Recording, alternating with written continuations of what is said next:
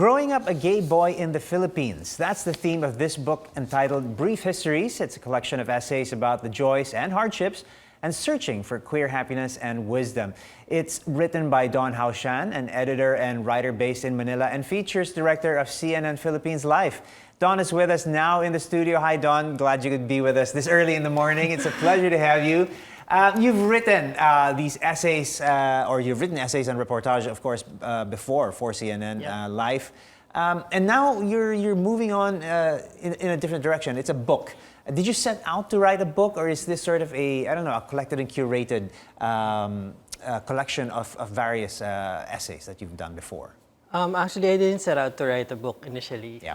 I think I was just stuck doing the work day by day because that's my job as the editor of CNN Philippines Live. So, then my friend Jessica Zafra, she kind of asked me if I have something to publish because there are friends who are already publishing their books, collecting their works over the years. And then sabi ko, sige, maybe there's something that I can put out. So I think in 2019, before the pandemic, I sat down and sabi ko, okay, I'll go through all my works and maybe there's something. So this is the initial.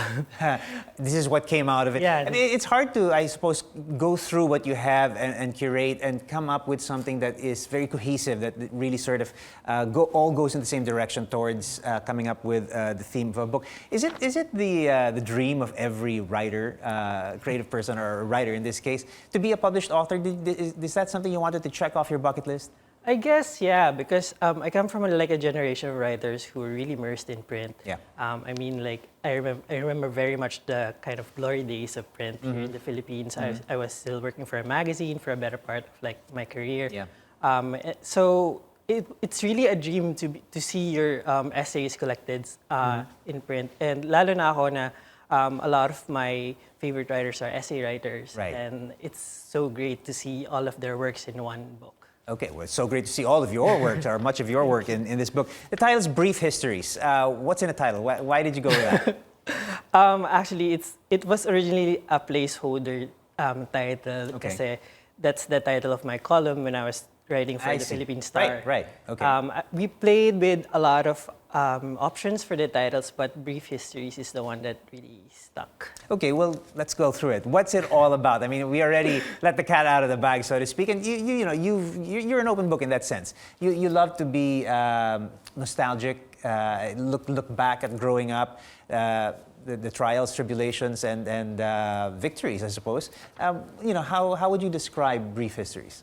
The book is really, well, first of all, it's a compilation of essays that have been published, and then I think I wrote about 5 that are new, which I wrote over the lockdown because I had time. We all had a lot of time. Anyway. And a lot of the essays are mostly recounting how I grew up as a gay boy in Olongapo, because I'm from Olongapo. Right. And then, but mostly the central theme of it is finding space as a queer person. We're still struggling as a community to find space, so it's really great to find spaces where you can express your identity freely.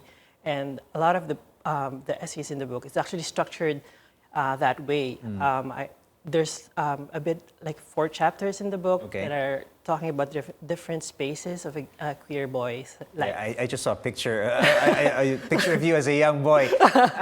There's a lot. I've not had the chance to read the book, but I've gone through some of the articles or essays rather. There's a lot of humor in the way you write. There's a lot of self-deprecation. There's also in between the lines this great. Yearning and search for your place and your identity. What's it like to be, a young boy growing up gay in our society? I mean, especially growing up in my hometown, it's really quite hard because a lot of my friends are straight. So parang I have to play within their lines. I have to kind of I discussed this in my essay about Dota because a lot of my friends play Dota. So ako rin sabi ko, sige, maybe I'll try so I can have peers, I can have people that I can hang out with. So parang ganun. And it wasn't until I moved to Manila where I can really just express myself, be myself. Because dito ako nakahanap talaga ng like a found family. Because gay people have their found family. So I'm really grateful that I was able to do that. Okay, you touched on the idea or the subject of finding your own space, where you guys are now. How would you describe, I don't know, where are we in terms of building a safe space for the LGBTQIA+ community? Well, meron naman tayo konti dito sa Manila. But we still have a long way to go. Lalo na pagdating sa workspaces, there's still a lot of stigma pagdating sa mga queer people in the community. And there are advocate groups who are really pushing for the laws. I mean, like Soji is languishing in the Congress. Okay. So hopefully,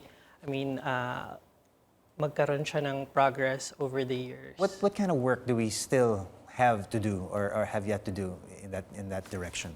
Pagdating sa mga stigma, I guess, like kung ano yung pagiging queer, pagiging LGBTQIA, ano yung mga gusto naming magawa, ano yung... Pero I think ultimately we just really want to be part of society and treated like everyone else. Right.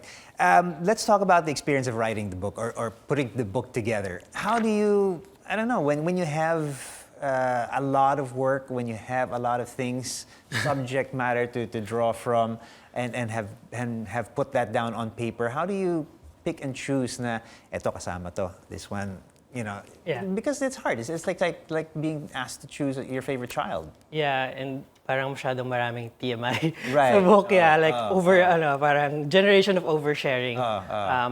Pero I was able to talk to my editor about this, with my publisher, and as in gumawa talaga kami ng like diagram.